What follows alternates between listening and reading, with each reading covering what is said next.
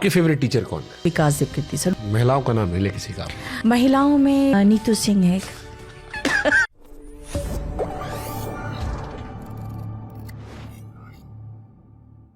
तो आपके favourite teacher कौन है? अगर 1 2 3 4 बताना हो, नीतू मैम के top 4 teacher favourite. Online offline दोनों मिला के पूछ रहे हैं आप। देखिए, अगर आप कंटेंट्स के हिसाब से देखिए तो विकास दीपकृति सर, उनके पास कंटेंट्स, क्योंकि वो हिंदी और फिलॉसफी के टीचर रहे हैं तो अच्छा बोलते हैं।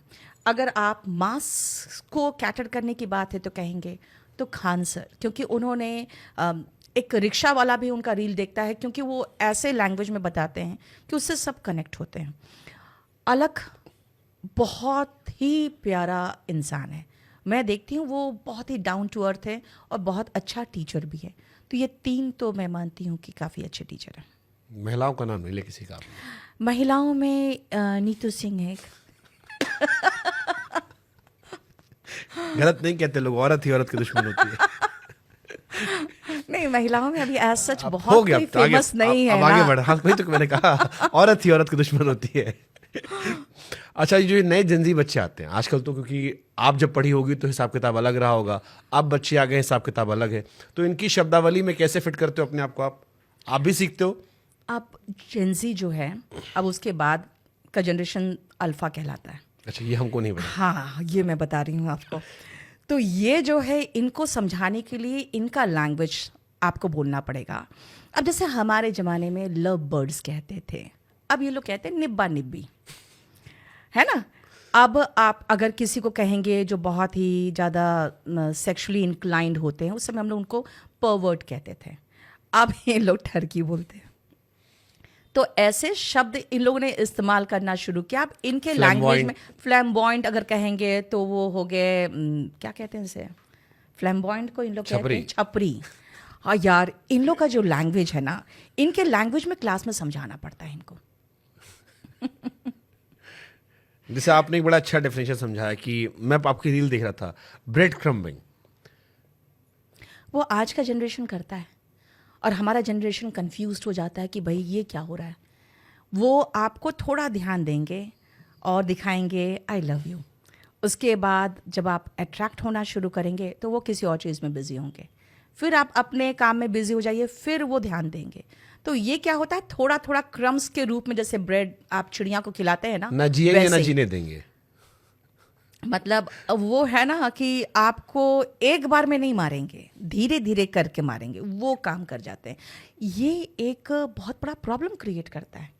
ये मेंटली इंसान को बहुत कमज़ोर कर देता है और वो धीरे धीरे वो इंसान सिर्फ अगले के बारे में सोचना शुरू कर देता है और ये एक मेंटल डिसऑर्डर क्रिएट करता है। तो ये टर्म्स कहाँ से सीखते हो आप? जैसे सीखते हो इसको आप कि ब्रेड क्रम्बलिंग या ये अल्फा जो आपने बताया हमें? तो ये सारे मॉडर्न जनरेशन के वर्ड्स है। अगर आपको आज के जनरेशन को पढ़ाना है तो इनके टर्म्स इस्तेमाल करने पड़ेंगे।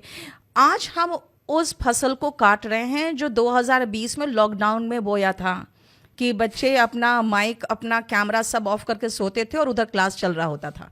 तो वो बच्चे अब आ गए हैं पढ़ने के लिए हमारे पास इंस्टीट्यूट में। इनको पढ़ाना बहुत मुश्किल होता है, इनको ज़्यादा कुछ समझ में नहीं आता, बहुत आसान तरीके से पढ़ाना पड़ता है इनको सब कुछ। मैं जावेद साहब को सुन रहा था अभी, एक हमारे इवेंट में आए थे एक कार्यक्रम में, तो वो कह रहे थे कि जो 30 साल के नीचे की जनरेशन है उनको मुहावरे नहीं आते।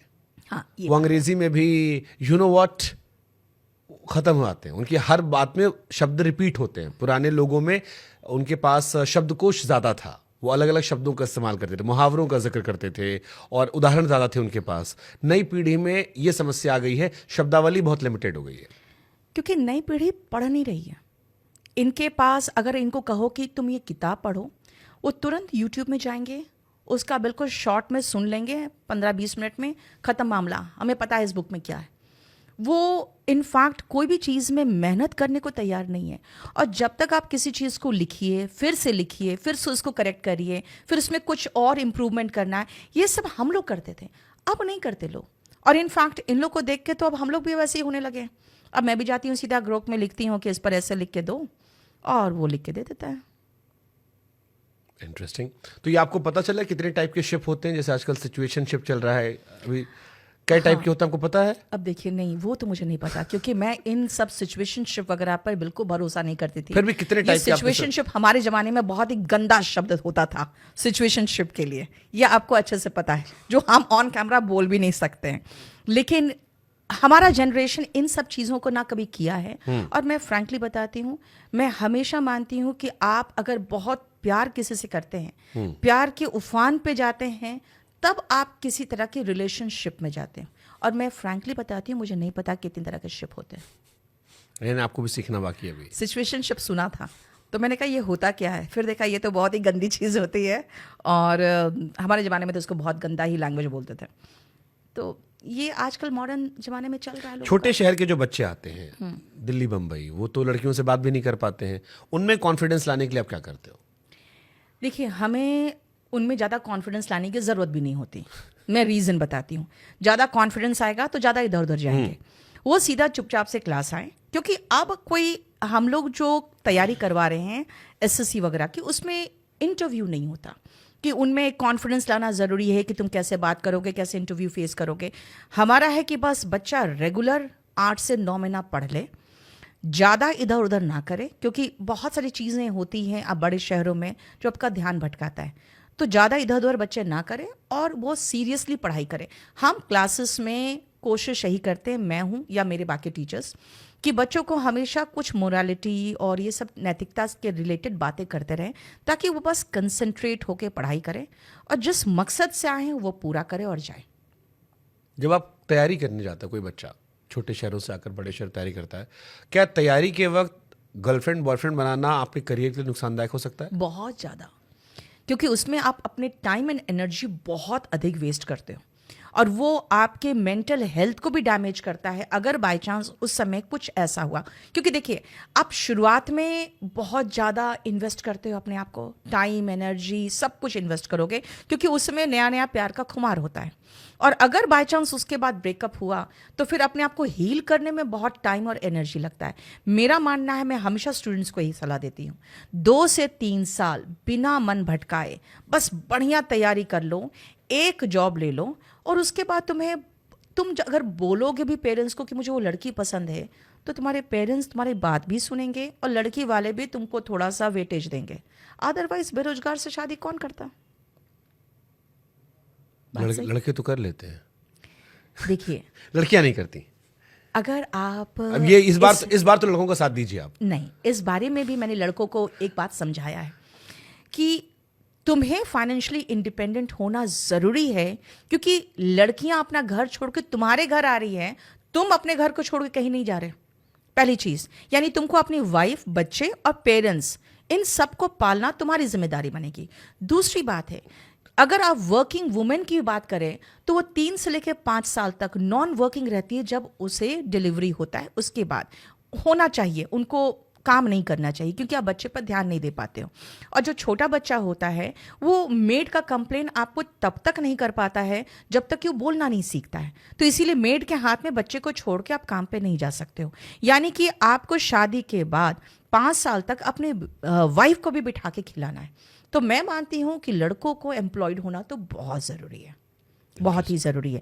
महिलाओं को भी होना इसलिए ज़रूरी है क्योंकि मैंने पाया है कि समाज में उन महिलाओं का सम्मान ज़्यादा होता है जो वर्किंग होती है, जो बाहर से कमा के लाती हैं। इंटरेस्टिंग। अभी मैंने एक पॉडकास्ट किया था, मध्य प्रदेश के मुख्यमंत्री हैं मोहन यादव जी, तो उन्होंने कहा कि सरकारी नौकरी का कल्चर मैं ख़त्म करना चाहता हूँ।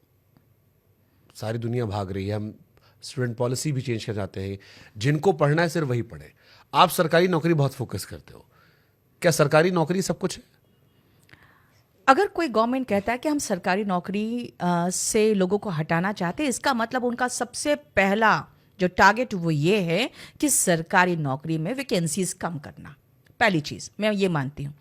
दूसरी बात है कि अगर आप कह रहे हैं कि सेल्फ एम्प्लॉयमेंट की बात कर रहे हैं, चलिए मैं मान लेती हूँ चाय की दुकान हो या पकोड़े की दुकान है, तो फिर हमें ग्रेजुएशन करना, पोस्ट ग्रेजुएशन करने की ज़रूरत ही नहीं है। हम 10th पास करके एक पकौड़े की दुकान लगा लें, फिर हम पढ़ क्यों रहे? देखिए, जो पढ़ा लिखा व्यक्ति होता है वो दो चीज़ें चाहता है, या तो वो स्टार्टअप करे और बहुत बढ़िया स्टार्टअप करे, या तो फिर वो चाहता है कि मैं कोई बहुत प्रेस्टिजियस जॉब में जाऊं। और इंडिया में जो प्रेस्टिजियस जॉब्स है वो पता है एक सरकारी नौकरी है जिसमें आपके पास हाथ में अच्छी सैलरी भी आती है और पावर भी आता है। और जहां तक आप स्टार्टअप की बात करेंगे तो आप ये देखिए ना कि आपके पास कितने अपॉर्चुनिटीज है इंडिया में स्टार्टअप करने की। आप क्या स्टार्टअप कर लेंगे? तो इसीलिए मैं मानती हूं कि अगर एक मिडिल क्लास और लोअर मिडिल क्लास फैमिली के पास एक ही तरीका होता है एलीट क्लास में पहुंचने का, वो होता है एक प्रेस्टिजियस गवर्नमेंट जॉब।